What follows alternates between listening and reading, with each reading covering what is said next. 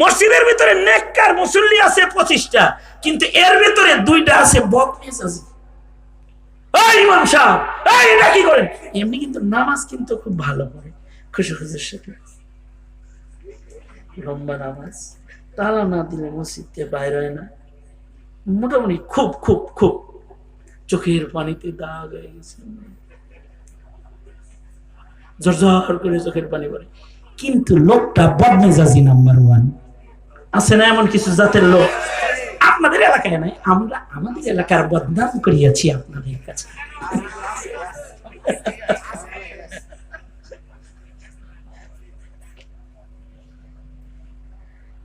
এই জাগর সেদ বেশি, কিছু মানুষ আছে না এগোর সেদ বেশি, সেদতে খালি টেম টেম করে, এরম এরম লাফায় খালি, সেদ বেশি ফালায় খালি। এই জাগর সেদ বেশি, এটি জান্নাতে পড়ে যাবে। বিশেষ হয় নাই বুঝে। যার রাগ কম সে আগে জান্নাতে চলে যাবে। আল্লাহু আকবার জোরে বলেন। নামাজ হেও পড়ছে, হে রাগ বেশি, হে রাগ কম। জামাই বউ 2 জন, একজন খেপা সেতা আর একজন ঠান্ডা। ঠান্ডাটা আগে জান্নাতে যাব, সেতাটা পরে যাব। বুঝেন নাই বিষয়টা? সেতা সেতি মুশকিল কইরা।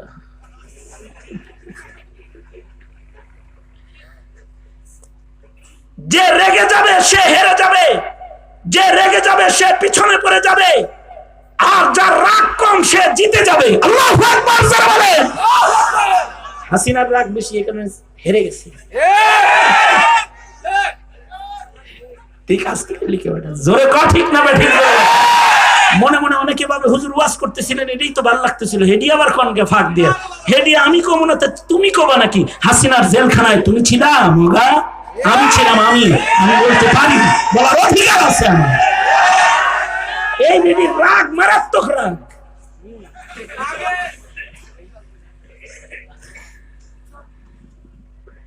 যে রেগে যায় সে হেরে যায়।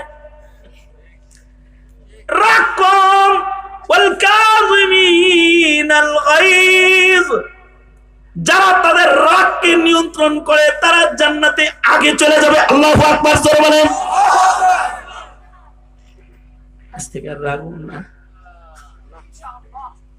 ইনশাআল্লাহ। কোন আরো জোরে বলেন। সাবধান, বউয়ের সাথে আর রাগারাগি করবেন না। মা বোনেরা, আপনাদের পক্ষে আমি ওয়াজ করতেছি, আপনারা ভোটটা আমারে দিন। আপনারা কিন্তু বিভিন্ন লোকে রাগারাগি করবেন না, খালি হাসবেন, ব্যাটারি লাগাই লইবেন দরকার।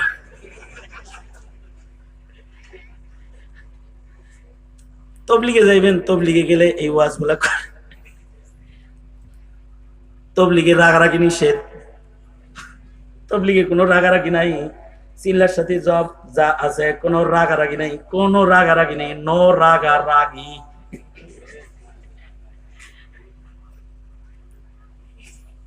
খালি বলে, খালি খুবই আলহামদুলিল্লাহ আলহামদুলিল্লাহ। এক লোক বললো খালি ঝগড়া করে, তবলিগ জামাতের লোক গেছে হের বাইত, এর তো বউয়ে কয় যে তবলিগে যাও গা, বাইতে খালি টেন টেন টেন করে। তবলিগের লোকেরা আরাম পাইছে, হায় রে বউ তো আমাদের পক্ষে রে, না কাকা চলেন, না যাবো না, না কোনো কাম নাই, লয়ে যান।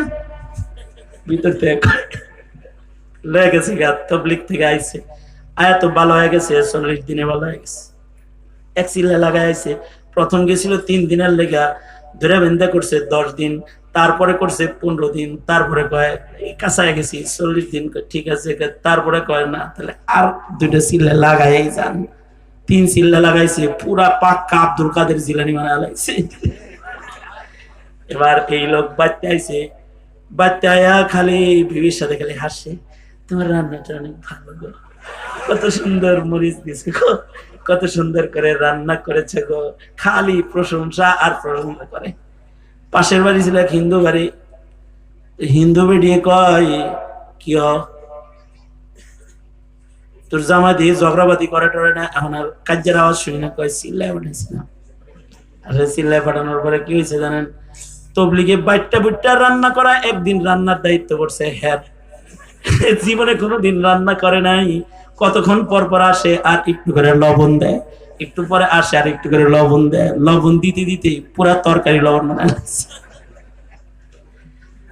এখন সবাই যখন খাইতে বসছে, আমি সব বলে দিছে সাবধান, খানার আয়ে বর্ণনা করা যাবে না, যা পাইবা খালি কইবা আলহামদুলিল্লাহ আলহামদুলিল্লাহ আলহামদুলিল্লাহ, খাইবা। এরা আলহামদুলিল্লাহ তা বলে, কিন্তু মুখের অবস্থা বেশি ভালো না, কারণ তিতা লবণ দিয়ে বিষ বানায় রেখে দিছি, খালি মুখ বাইরে বাইরে করে। এ তো খাওয়াইতেছে। আর একটা নিয়ম হইলো, যারা রান্না করে তারা পরে খায়, সবাই রে খাওয়ায় টয়, হে যখন খাইতে বসছে মুখে দিয়ে দেখি কাম বিনাশ করছে। মসজিদে ঢুইকা কান্দে আর কয়, হাই রে তরকারিটা রান্না ভালো না হইলে বিবিরে কত পিটাইছি, কত বকাবাজি করছি, কত ঝগড়া করছি, আজকে যা খিলাইছি, নবীর আদর্শের সৈনিকেরা না হইলে আমার মসজিদের ভিতরে হুতা লাইতো। তওবা করে, আল্লাহ তওবা করতেছে, আর জীবনে কোনোদিন রাগারাগি করব না। বাচ্চায় তার রাগ করে না, কয় বুবু ভালো হয়ে গেছে, এখন রাগ করে না। সিলাই পাঠাইছিলাম হিন্দু বেডি, বাচ্চায় তার জামাইরে কয় একটু সিলা লাগাই আসো। ধর বেটি, আমি হিন্দু, আমি সিলা লাগাবো কেমনে? কয় যে ওই বাড়ির বেটা চিল্লাই গেছিল, তুমিও যাও। আমি না হিন্দু। কয় যা, হিন্দু বাদ দাও, তুমি মুসলমান হও, তাও চিল্লায় যাও, তোমার চিল্লা চিল্লি আর ভাল লাগে না। এজন্য রাগারাগি করবেন না, স্বামী স্ত্রীর সাথে রাগ হইবেন না, স্ত্রী স্বামীর সাথে রাগ হইবেন না, হাঁটবেন খালি। আপনারা মনে মনে ভাবতে পারেন, হুজুর এত সুন্দর বুজুর্গের মতো ওয়াজ করতেছেন, আপনি বুঝি ঘরে যায় কোনো রাগারাগি করেন না, আমরা বাচ্চা রিপোর্ট নিব। সাবধান যায় না, আমি নিজেই ধরা খেয়ে যাব। আমি কিন্তু ফাঁক পাইলে খুব চিপতে যাই, কিন্তু নাস্তিকের লগেও রাগারাগি বাদ, মুরতাদের সাথেও রাগারাগি বাদ, ইসলামের দুশ্মনের সাথেও রাগারাগি বাদ। ইস্তেমায় ঢুইকে পিঠে তোমাদের ছাল উঠে ফেলাবে, লাশ ফেলে দিবে, তখনও তুমি রাগ করবে না। তোমার নবীর খাতমে নবুয়ত নিয়ে তাড়াতাড়ি করবে, তখন রাগ করবে না, না তখন বলবে আমি মুহাম্মদুর রাসূলুল্লাহর উম্মত। উল্টা পাল্টা করে এক মুহূর্ত টিকতে দেব না, দুষ্টামি করলে বুবুর কাছে পাঠিয়ে দেব। ইসলামের বিরোধিতা করবে না, ধর্মের বিরোধিতা করবে না, তাইলে আবার এই যে বুজুর্গ রাগ সারা বুজুর্গ এত না। তার মানে রাগ নাই। আমাদের কিছু ছেলে পেলে আছে, এদের রাগ উঠে গেলে রাজনীতি করতে গেলে, দলের কাম করতে গেলে রাগ উঠে না, আর ধর্মের কথা বললে বলে সবর সবর, সবর সবর, সবর শিখাও। কোন জায়গায় সবর করতে হবে আর কোন জায়গায় রেগে যেতে হবে জানো না কেন? তাইলে তোমার ঈমান কামেল না, আমি শুরুতেই বলেছি, ঠিক কিনা? জোরে আওয়াজ করে বলেন। সুতরাং বাতিলের মোকাবেলায় অগ্নি শর্মা, মধুপুরী, আব্দুল হামিদ, কথা বলেন ঠিক না বে ঠিক? জোরে আওয়াজ করে বলেন। বাতিলের মোকাবেলায় বুড়া বয়সেও হাতের লাঠি খাড়া আছে। আব্বালিল্লাহ আবহাজালিল্লাহ, তবে যেখানে সেখানে রাগ করা যাবে না। ইমামের লগে যায় রাগ নেই। হ্যাঁ ইমাম সাহেব দেরি হলো কেন মাঝে? কই গেছিলেন? আমরা বয়ে রইছি। ইমাম সাহেবের হাগামতা নাই, মগা তোমার খালি সিদ্রি আছে, ওনার সিদ্রি নাই।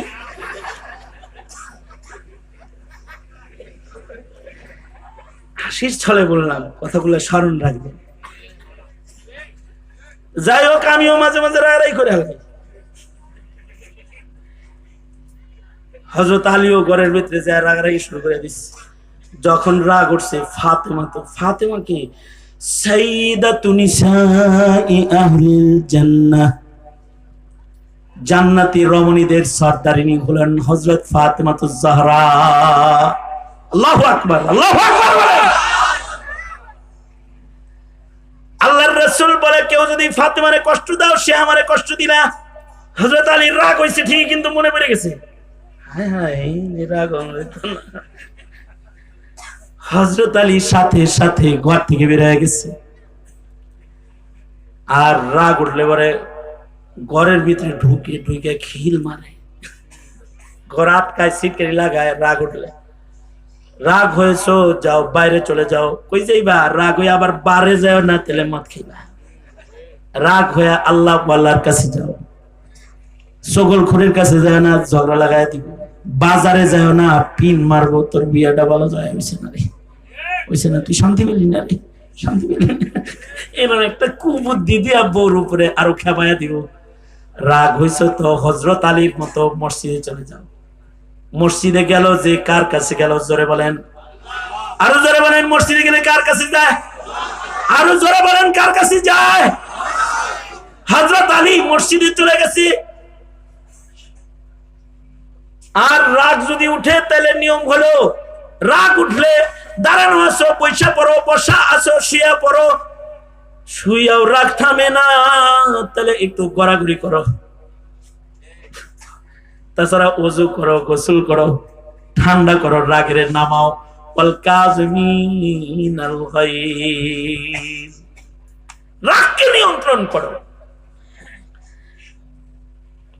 হযরত আলীর রাগকে নিয়ন্ত্রণ করার জন্য মসজিদে গেছে।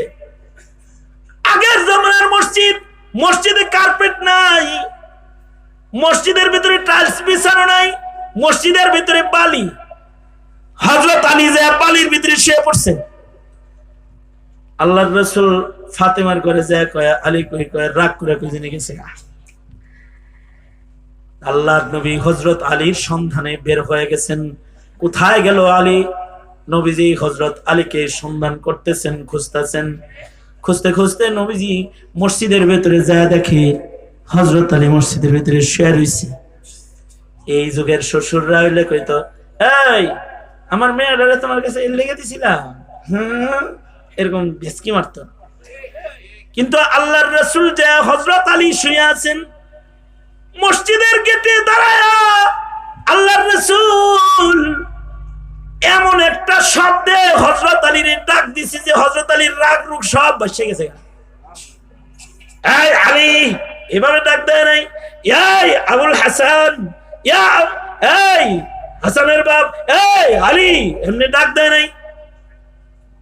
নবীজি কয়, ইয়া আবা তুরাব, মানে ওই যে মাটির ভিতরে শুয়েছে, গায়ে যে মাটি লাগিয়ে রয়েছে। আল্লাহর রাসূল মস্কারি করে বলে, এই মাটির বাপ, এনে মাটিতে শুয়েছো কে? এই মাটির বাপ। আবু তুরাব বলে আল্লাহর রাসূল হযরত আলীকে ডাক দিয়েছেন, অথচ হযরত আলীর কুনিয়াত হলো আবুল হাসান। আল্লাহর রাসূল রসিকতা করে আবু তুরাব বলে ডাক দিছে। ডাকটা দেওয়ার সাথে সাথে হযরত আলী ঠান্ডা হয়ে গেছে। নবীজি নিজে ধইরা আলীকে ফাতেমার ঘরে দিয়ে এসে দুজনের গায়ে রাগ করবে না, হাসবা, খুশিতে করবা, আনন্দ করবা, একজন আরেকজনের সাথে সুন্দর ব্যবহার করবা, রাগারাগি করো না। আল্লাহর রাসূল সাল্লাল্লাহু আলাইহি ওয়াসাল্লাম নিজে নসিহত করে দুজনরে এক জায়গায় রেখে চলে আসছেন।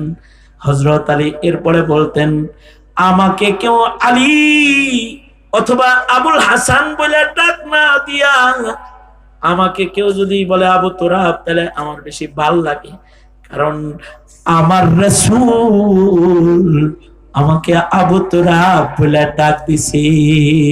আল্লাহু আকবার কবির।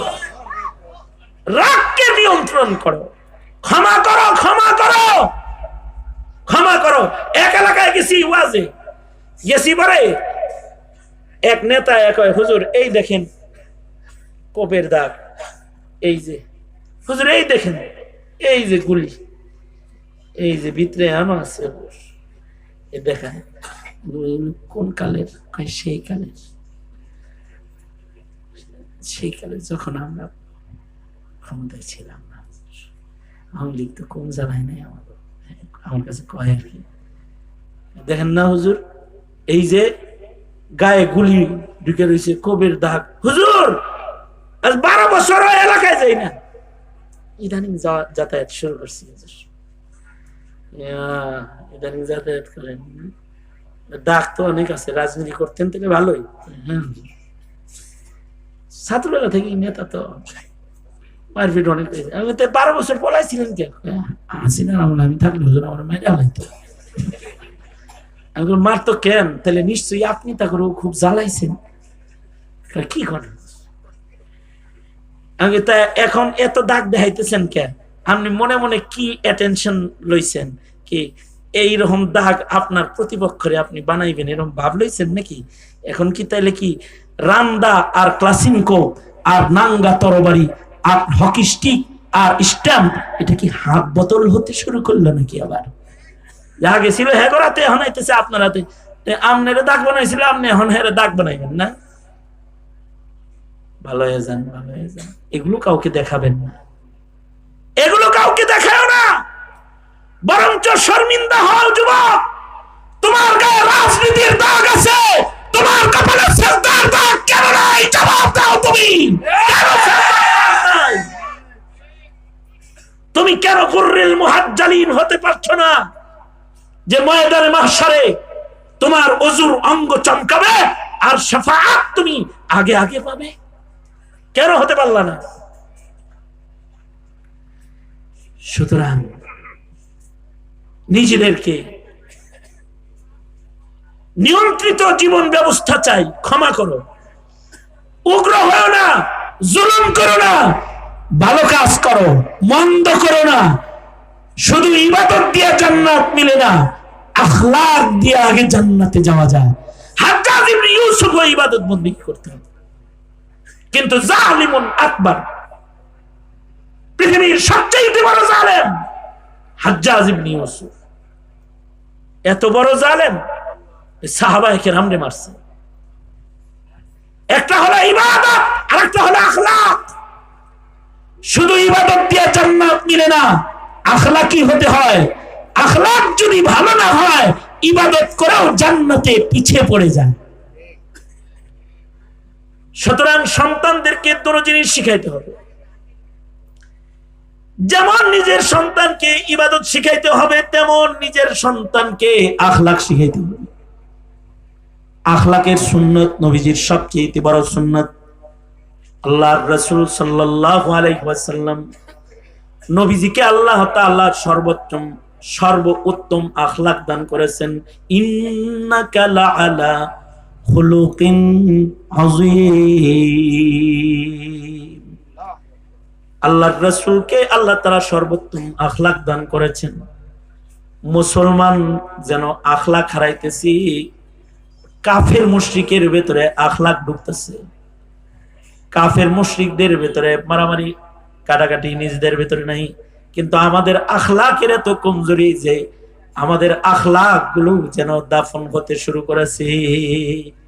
সুতরাং নিজেদের আখলাককে গঠন করো। আখলাক গঠন হবে কি দিয়া? আখলাকের অপর নাম হলো সুন্নাত। তুমি সুন্নাতওয়ালা হয়ে যাও, তোমার ভেতরে আখলাক চলে আসবে। যার ভেতরে সুন্নাত আসবে তার ভেতরে আখলাক আসবে, যার ভেতরে আখলাক আসবে তার ভেতরে ইখলাস আসবে। একটার সাথে আরেকটার সম্পর্ক। যার ভেতরে আসবে সুন্নাত তার ভেতরে আখলাক আসবে, যার ভেতরে আখলাক আসবে তার ভেতরে ইখলাস আসবে, আর যার ভেতরে ইখলাস আসবে সে কামিল মুত্তাকি হয়ে যাবে। তার অল্প আমল নাজাতের জন্য যথেষ্ট হয়ে যাবে। আর সবচেয়ে বড় কথা হলো যাদের ভিতরে সুন্নাত আসবে তারা নবীদের সাথে জান্নাতে যাওয়ার উপযুক্ত হবে। আচ্ছা,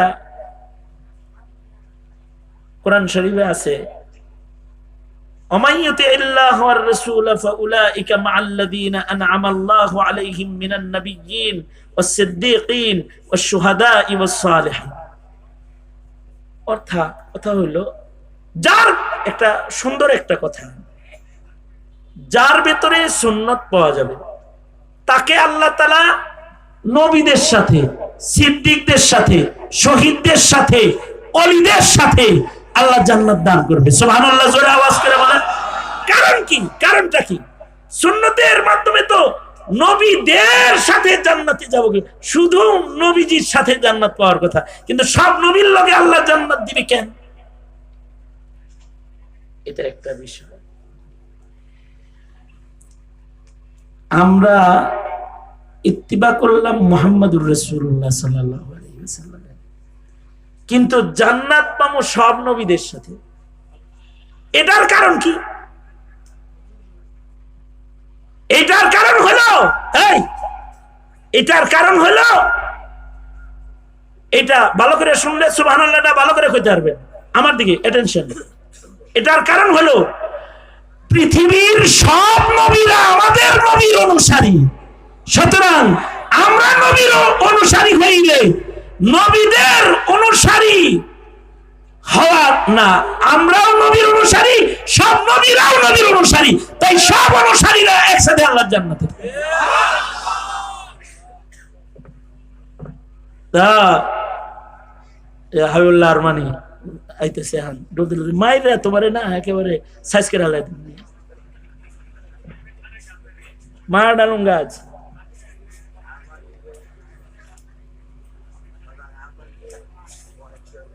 সুতরাং কি লাগবে? আমার কথা শুনেন, এদিকে তাকান, কি লাগবে?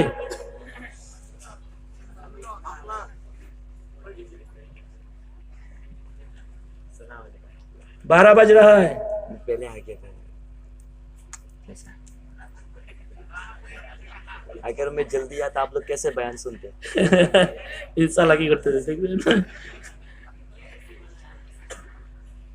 আমার সাথে দোস্তি মোহাব্বত করে আমার অনেক। বহরহাল আমি কি বললাম, তাহলে সুন্নতের অপর নাম, আখলাকের অপর নাম সুন্নত। যার ভিতরে আখলাক আসবে তার ভিতরে ইখলাস আসবে, তো সুন্নত মানব ইনশাআল্লাহ। আসতে বললেন কেন? দাড়ি রাখেন, দেখেন রাগ কমে যাবে, মাস্তানি কমে যাবে। টুপি পরেন, দেখবেন মাস্তানি কমে যাবে। পাগড়ি পরেন, পাঞ্জাবি গায়ে দেন, দেখবেন যে মাস্তানি কমে গেছে, উগ্রতা কমে গেছে, রাগ কমে গেছে। ইনশাআল্লাহ আর দাড়ি কাটবো না। কারা কারা টুপি পরবো ইনশাআল্লাহ বলেন? খালি রোজার মাসে না, সারা জনম? রোজার মাসে চোরা টুপি পরে। আমার এক মুসল্লি আছে রোজার মাসে শেভ করতো না।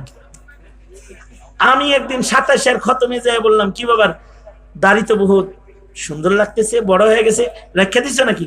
না হুজুর, চান রাত্রে শেষ দিয়ে দেব, চান রাত্রে শেভ করবো। কিরকম খবিজের খবিজ চিন্তা করছেন? আমি বললাম চান রাত্রে শেভ করবো, তাই এখনই করে আলো। রমজান মাস কেমনি করি? এরকম রোজার মাইশা ওক্তিয়া বুজুর্গ হয়েন, সুন্নি হয়ে যাও, আখলাকি হয়ে যাও, ইবাদত ওয়ালা হয়ে যাও, ইখলাস ওয়ালা হয়ে যাও। তারপরে ময়দানে দাঁড়াও, পৃথিবীর কোনো বাতিলের ক্ষমতা নাই তোমাদেরকে ডিঙ্গে কোথাও তারা আগাইতে পারে, তোমরাই বিজয়ী, আল্লাহর ওয়াদা এটা। ঠিক কিনা? জোরে আওয়াজ করে বলেন। শরম থাকবে তো ইনশাআল্লাহ। আল্লাহ তাআলা তৌফিক দান করেন। আল্লাহ তাআলা এই মাজমাকে কবুল করে।